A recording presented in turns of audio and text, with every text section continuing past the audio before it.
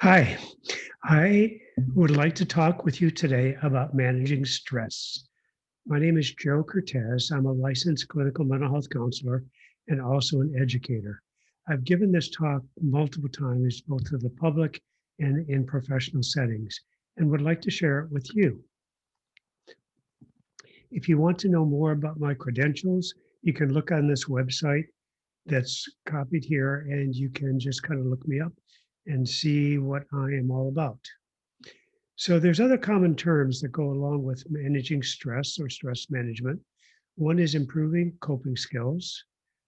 A second is burnout prevention, and that was really in vogue quite a while ago, but used a lot in professional settings.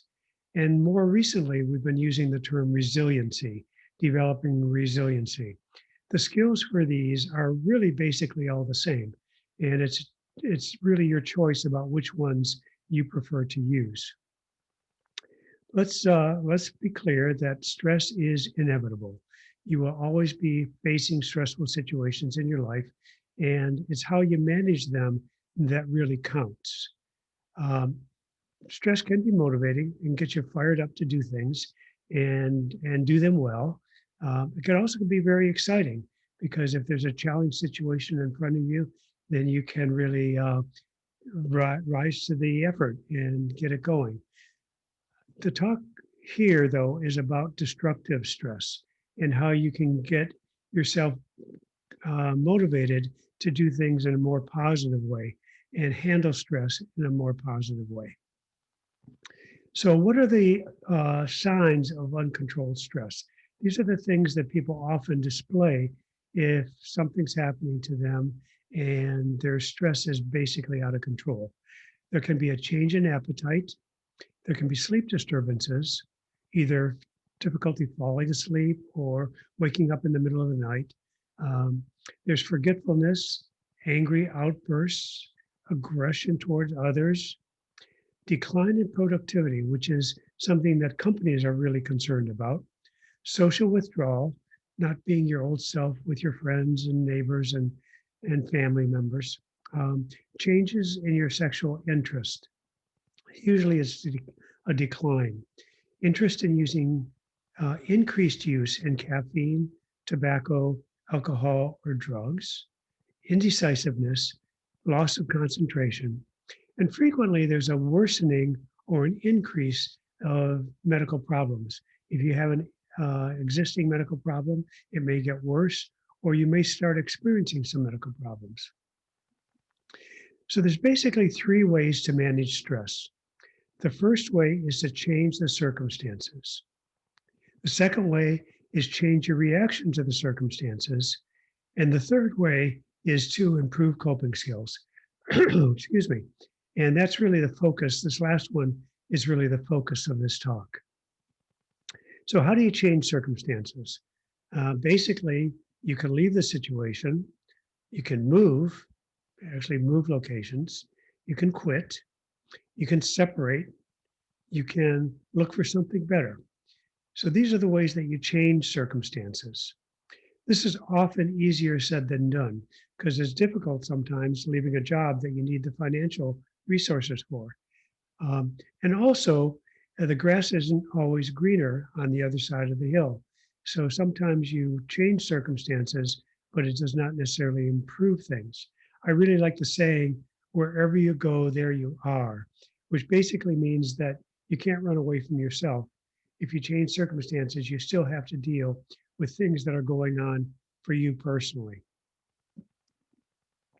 You can also change your reactions to the circumstances. You can list the positives of the current situation, even though there might be negatives. You can list the cost of making changes. So sometimes it's very costly emotionally, physically, financially to make this kind of change. You can improve your management skills, time management skills, so you can utilize that resources you have in a better way, or you can improve your work-life balances. This is all related to changing your reaction to the circumstances. Now, basically, this talk is about improving coping skills. I like this mnemonic called erase. This is the way to improve coping skills. And there's evidence behind all of these, which can help you manage your stress much better. The first one is exercise. The second one is relaxation. The third one is enjoyable activities. The fourth is supportive relationships. And finally, emotional expression. And I'm going to talk about each one of these individually. We also need to look at good nutrition and plenty of rest. Poor sleep can just add to the stress. Okay, so some things that can help us cope when done in moderation can hurt us when done in excess. For example, a glass of wine in the evening isn't so bad, but if it turns out to be a bottle of wine in the evening, or you're taking your wine in a flask to work every day, then it's not so healthy. So looking at moderation, a hot foot sundae, one of my favorites, is not so bad. But if you find yourself having one or two every evening, it's going to affect your weight. So think about moderation rather than excess. The first of erase is exercise. Aerobic, something like running, rollerblading, dancing, swimming, jumping rope, any other kind of exercise that gets your heart rate up and pounding is really a good thing. Aggressive, something like tennis, racquetball, bowling, volleyball, something that you feel like you're really getting it out. You're just kind of getting it out. One thing about bowling is it really makes things loud when you hit it and crashes and makes you feel like you've done something powerful. And then there's recreational, softball, golf, walking, um, some of the above. So these kind of bleed into each other. Obviously, walking or softball or golf can be good exercise, um, but it's not quite as much as running a marathon, for example. I've been a racquetball player since I entered college, and I love the sport. It gives me some of all of these.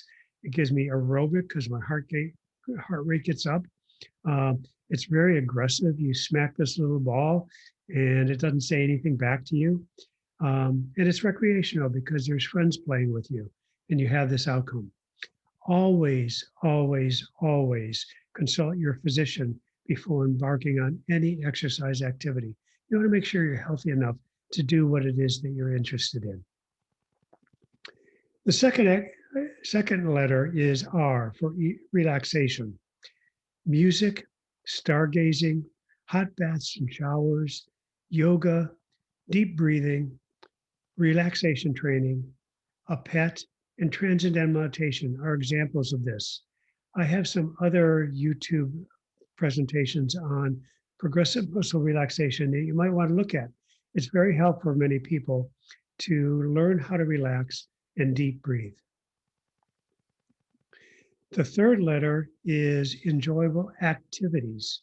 There's so many in this category that I can only mention a few.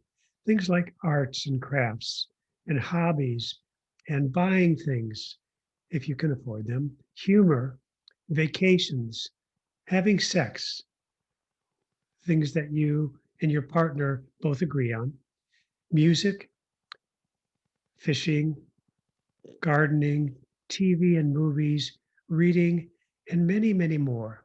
These are things to really add to your daily activities, or at least weekly activities, that you find enjoyment out of. The use of humor is so important. We need to laugh. We need to enjoy things. We need to smile. It really does help relieve stress. Something about enjoyable activities. It's often useful to add an enjoyable activity that provides a different kind of result to offset the kind of work that you do.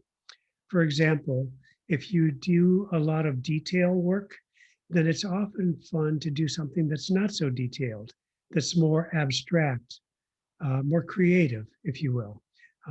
If you do something that's really creative and abstract during the day, then have something in your enjoyable activities that's more concrete, something that you can see every day that stays the same. You know, if you're a stay-at-home mom and you spend all your time with children all day, You may want to enjoy something with friends that are adult, an adult conversation, something that's different from your daily routine. Supportive relationships. This is so, so important. Family, friends, church, God's spirituality, neighbors, neighborhood, coworkers, and counseling. All these can give you good connections with other people. Family. I'd like to talk about family just for a second. It's important to note that family can be blood relatives, people that you were raised with, people that helped you grow and change, um, parents, grandparents, siblings, children. This is all very critical. Sometimes our family extends beyond blood relatives, people like really close friends, the people that are dearest to us, people that listen to us and support us. That's also very, very critical. You can also endeavor into counseling. This is personal, private, it's confidential. One really good thing about counseling is that it's non judgmental, and you can talk to somebody without getting from them any judgment about what it is you're doing or trying to do. Sometimes it can be diagnostic if there's something going on with you that needs really psychological attention, and also intervention if there is an impairment of some kind. And the counselor will discuss this with you. The last one, the last E, is emotional expression. It's been shown that people that have a full range of emotional expression can also be healthier, showing emotions in a safe and appropriate place. It's not necessarily a good thing to walk into your boss's office and start screaming at them. That's probably not a good idea, but you can find safe places where you can cry, you can laugh, you can show anger when you won't be judged or the consequences won't be great. You also have to remember the people who are receiving the emotions might be sensitive, and you want to be careful about showing emotions to people who can help you with them and support them and not necessarily just give you advice. You can talk about the emotions. Some people find a lot of outlet by being able to write about their emotions, either in poetry or in journals or in diaries. They allow themselves to really get it out by talking. And other people sometimes find emotional expression through prayer. Any of these that work for you is a successful way to do it. So I'd really like to know what your thoughts and comments about this. If you think that it's useful, helpful, it's kind of like dieting in a lot of ways. If you only diet on Sundays, you're not really going to lose a lot of weight. But you have to do these things on an everyday basis, or certainly on multiple times a week to help you out. I really do hope that this is useful for you. Love to hear about it. Let me know what you think. You have my email address, or you can respond to this. Thanks very much, and I appreciate you listening. Take care.